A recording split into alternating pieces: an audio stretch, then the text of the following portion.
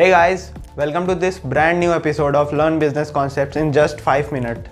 इस पूरे सीरीज़ में हम क्या करेंगे कि कोई भी बिज़नेस का एक कॉन्सेप्ट उठाएंगे और उसे 5 मिनट में पूरा कवर करने का ट्राई करेंगे। और आज का हमारा कॉन्सेप्ट है ROI, मतलब return of investment. So without wasting much of our time, let's get started.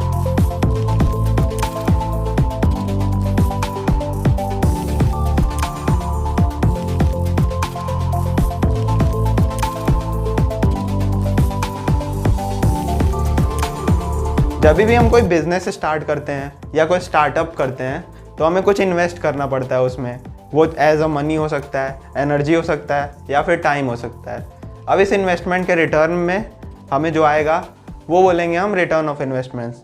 अब वो मेंटली भी हो सकता है, लाइक हैप्पीनेस हो सकती है, हमारी मेंटल पीस हो सकती है, ठीक है, डिग्निटी हो सकती है हमारा, ठीक है, या फिर फिजिकल फॉर्म में जैसे मनी ही वापस आ रहा है हमारे पास, जैसे हमने 100 रुपया लगाया और 1000 वापस आया, तो ये हमारा फाइनेंशियल रिटर्न ऑफ इन्वेस्टमेंट होगा।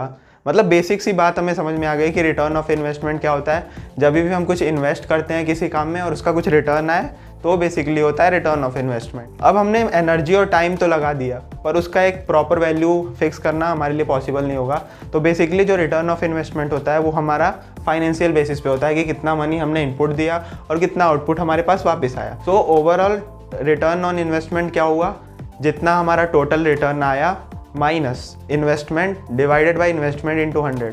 मतलब जो भी हमने प्रॉफिट किया अपॉन जो भी हमने इन्वेस्ट किया इनटू 100। मतलब बेसिकली ये परसेंटेज निकालते हैं और ये जनरल फार्मूला है कि हम कैसे अपना return of investment financial basis पे कन्वर्ट कर सकते हैं। अब इस फार्मूले से हमने कैलकुलेट तो कर लिया कि रिटर्न ऑफ इन्वेस्टमेंट होता क्या है, पर इसका यूज़ क्या करेंगे। अब हमारा जो बेसिक स्टार्टअप होगा उसमें जब हम कोई भी डिसीजन लेंगे, जैसे कुछ ऐड करना है या कंपनी से कुछ हटाना है या क्या चीज़ हमारे फ़ायदे के लिए है, क्या इन्वेस्ट इसमें करने से हमें प्रॉपर रिटर्न आएगा या नहीं, हमें प्रॉफिट होगा या नहीं, तो ये सारी चीज़ें हम इसी बेसिस पे कैलकुलेट कर सकते हैं। हमारा रिटर्न ऑफ इन्वेस्टमेंट जितना अच्छा होगा उतने ज़्यादा चांसेस है कि मतलब हमारे रिटर्न उतने अच्छे आ रहे होंगे, उतने ज़्यादा मतलब हमें उस प्लान को प्रेफर करना चाहिए। तो कोई भी डिसीजन मेकिंग होगा या कोई भी फ्यूचर प्लानिंग होगा या कोई भी चीज़ें होंगी कैलकुलेटिव वे में, फुल्ली फ्लेजिड वे में अगर हमें कुछ करना होगा तो हम प्रॉपरली उसका रिटर्न ऑफ इन्वेस्टमेंट कैलकुलेट करेंगे और उसके अकॉर्डिंगली उसे आगे बढ़ाएंगे।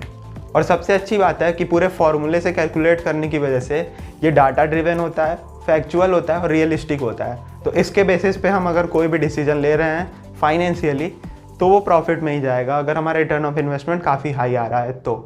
अब बिजनेस में हमारी सबसे बड़ी नीड रहती है कि हम अपना return of investment proper high करें, एक बॉटम लाइन से ऊपर रखें, एक प्रॉपर अपथ्रस्ट देते रहें ताकि हमारा रिटर्न ऑफ इन्वेस्टमेंट आता रहे। अब हमारा मेन मोटिव जो होता है वो होता है कि हम कैसे रिटर्न ऑफ इन्वेस्टमेंट अपना इंक्रीज़ करें। तो इसके लिए कुछ वेज होते हैं, जैसे कि हम टारगेट ऑडियंस पे ही अपने फोकस करें। टारगेट ऑडियंस क्या होती है इसकी वीडियो मैंने बना रखी है, so surely check it out after this video. दूसरी चीज़ market research and experimentation is the first most thing. जितना ज़्यादा हम मार्केट रिसर्च करेंगे, अप्स डाउन्स देखेंगे, जितना ज़्यादा हम नई नई चीज़ एक्सपेरिमेंट करेंगे, क्या लाने से हमें फ़ायदा होगा, क्या लाने से हमें नुकसान होगा, उतना ही ज़्यादा अच्छा हमारा रिजल्ट होगा, उतने हमारे एक्सपीरियंस बढ़ेंगे, उतना अच्छा हम बिजनेसमैन बन जाएंगे। और सेल्स बढ़ाने के तमाम तरीके मैंने बता रखे अपने चैनल पे, so make sure to check out our channel. अब एक एग्जांपल देखते हैं कि बेसिकली रिटर्न ऑफ इन्वेस्टमेंट क्या होता है। जैसे मान लीजिए मैं एक बुक प्रिंट करवा रहा हूँ, ठीक है, तो बुक प्रिंट करवाने के लिए मुझे मतलब मेरे पास कंटेंट है अपना लिखा हुआ, अब मुझे बुक प्रिंट करवानी है और उसे डिलीवर करवाना है सबके पास, तो मुझे क्या क्या उसमें इन्वेस्टमेंट्स करने होंगे। पहला, प्रिंटिंग सबसे बड़ा इन्वेस्टमेंट होगा हमारा, जो भी प्रिंटर का चार्ज होगा, कलर प्रिंट आउट का अलग होता है, ब्लैक एंड वाइट का अलग होता है। तो बेसिकली जो बुक की हार्ड कॉपी बनेगी वो प्रॉपर एक हमारा इन्वेस्टमेंट होगा। दूसरा इन्वेस्टमेंट, हम जो एडवर्टाइज़ करवाएंगे, जैसे हमारा बुक है अपने आप ही तो सबके पास पहुंच नहीं जाएगा, हमें उसके लिए प्रॉपर एडवर्टाइज़ कराना होगा। तो ये बेसिकली 2 बड़े इन्वेस्टमेंट्स होंगे हमारे बुक के लिए। और रिटेलर्स वगैरह के पास डिलीवर करवाने के लिए जो भी मतलब ट्रांसपोर्टेशन कॉस्ट लगे वो अलग होगा। तो मान लीजिए मेरे पास एक बुक है जिसका प्रिंट आउट लगा 100 रुपये और डिलीवर और एडवर्टाइजमेंट भी 100 रुपये है, तो मेरा टोटल इन्वेस्टमेंट हुआ 200 रुपये का।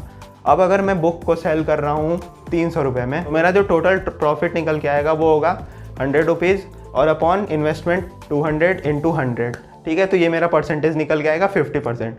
मतलब मैंने जितना इन्वेस्ट किया उसका रिटर्न आया मुझे 50% का, ठीक है। मैंने 200 लगाया और 100 रिटर्न आया, मतलब मेरा रिटर्न ऑफ इन्वेस्टमेंट 50 था। तो अगर हम समराइज करें कि रिटर्न ऑफ इन्वेस्टमेंट होता क्या है, तो बेसिकली ये वन फैक्टर है जिसके बेसिस पे हम डिपेंड हो सकते हैं पूरी तरह से कि हमें कोई डिसीजन बिजनेस में लेना चाहिए या नहीं फाइनेंशियली।